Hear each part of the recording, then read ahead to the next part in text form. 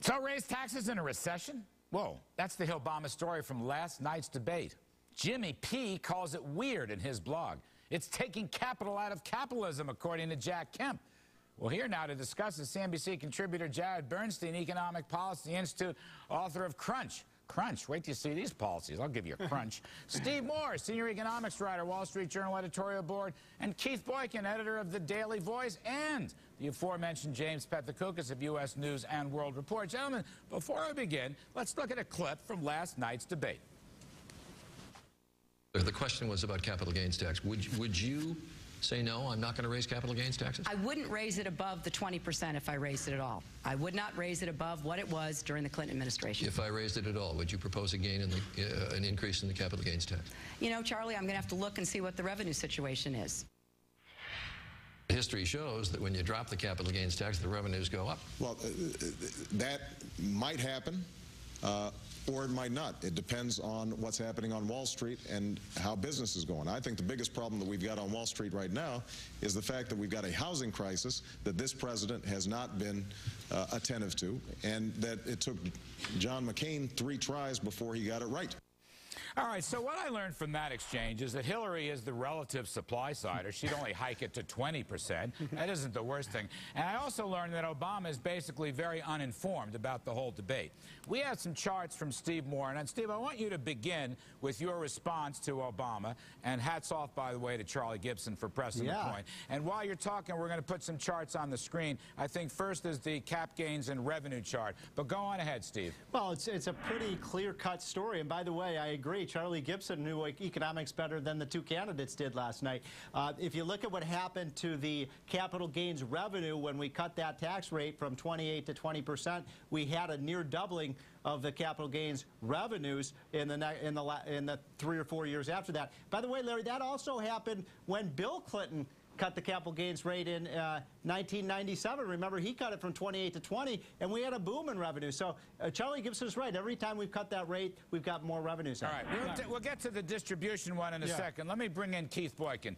Keith, I think Obama was completely uninformed and ill-informed on that issue. He was caught by surprise. His eyes were like looking, you know, the deer in the headlights thing. What's your take on this? I disagree. I think there's a difference in philosophy. I think that Barack Obama's philosophy and Hillary Clinton's philosophy is one of fairness and equity in the tax code. And clearly, you know, Obama's example that secretaries are paying a higher tax rate than the hedge fund managers who they work for is a disproportionately inequitable system. I think what he wants to do is to change that. I don't see the statistics on the screen here that Steve Moore put up, but I will tell you this, according to the data that I've seen, of course people are going to sell their stocks after there's a capital gains tax cut, so we're going to see some sort of short-term benefit, but the real question is whether there's a long-term benefit, the data show a very long-term effect also. But let me go to Jimmy P, because Jimmy, your blogs today were fabulous on that, and I want to read again. Obama-Clinton debate in Philadelphia spawns weird economics. Now, I used to call it root canal without Novocaine, Jimmy,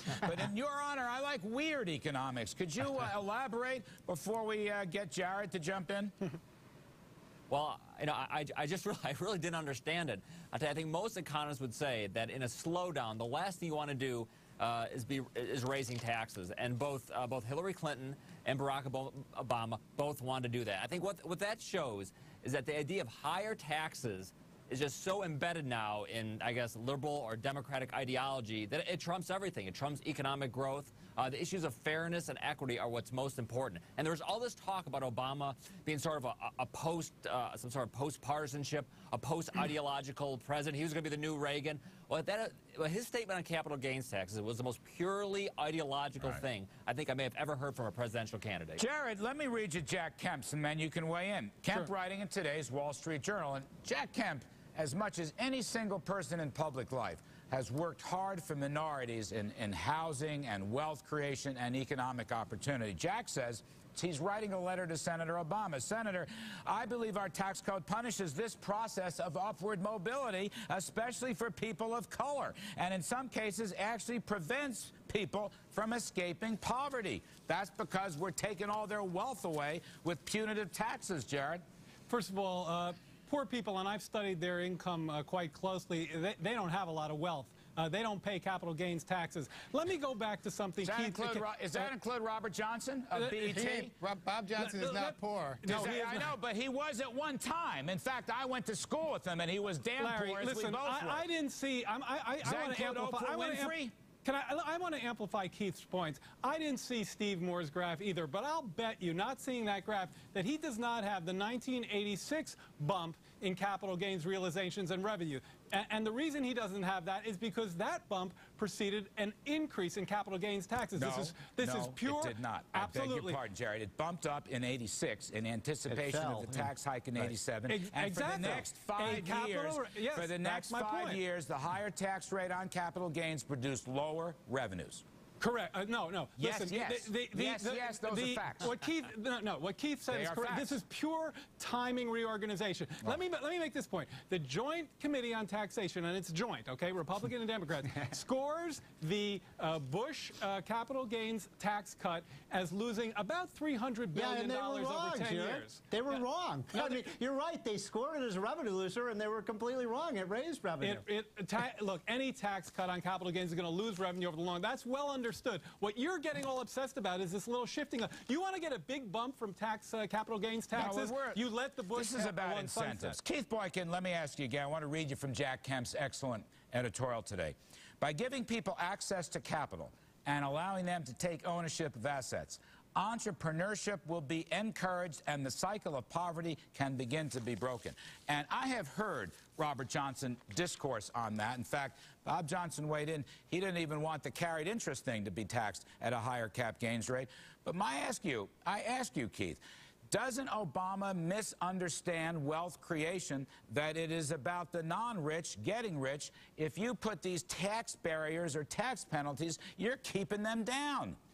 He understands that perfectly well, Larry. The truth is the capital gains tax cut is not going to affect the 2/3 of the people in this country who do not own taxes. And for the people who want to accumulate wealth, you're really not going to help the people who are poor and the people who are lower middle income by cutting capital gains. So you're going to tax, you want to make the rich people pay less. That's what they're going to do. How does taxing the rich help the poor? I've never understood that. How does taxing the holders of capital help the poor who don't have it? Would you explain that to me? It's about equity, Larry. So it's fairness. It's socialism over capitalism. No, it's not socialism over capitalism. First of all, we don't have a pure free market capitalistic system. Ronald Reagan raised taxes. So did the first George Bush. And the second George Bush implicitly raised taxes. Reagan slashed marginal tax rates. He never raised them. Steve Moore, what do your distributional things show? Let's put that distribution chart up. I mean, this is the best part of the story, is that half of the capital gains in this country of people on returns, no, they have smaller gains, but they have an income of $50,000 a year. That's and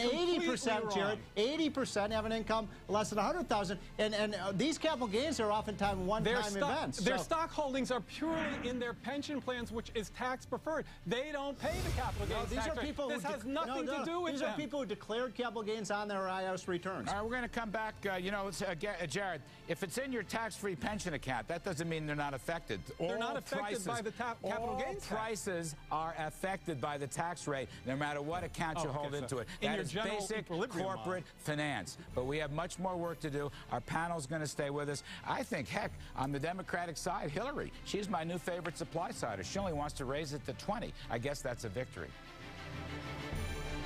Do you think Senator Obama can do that? Can he win? Yes. Now, I think that I can do a better job. I mean, obviously, that's why I'm here.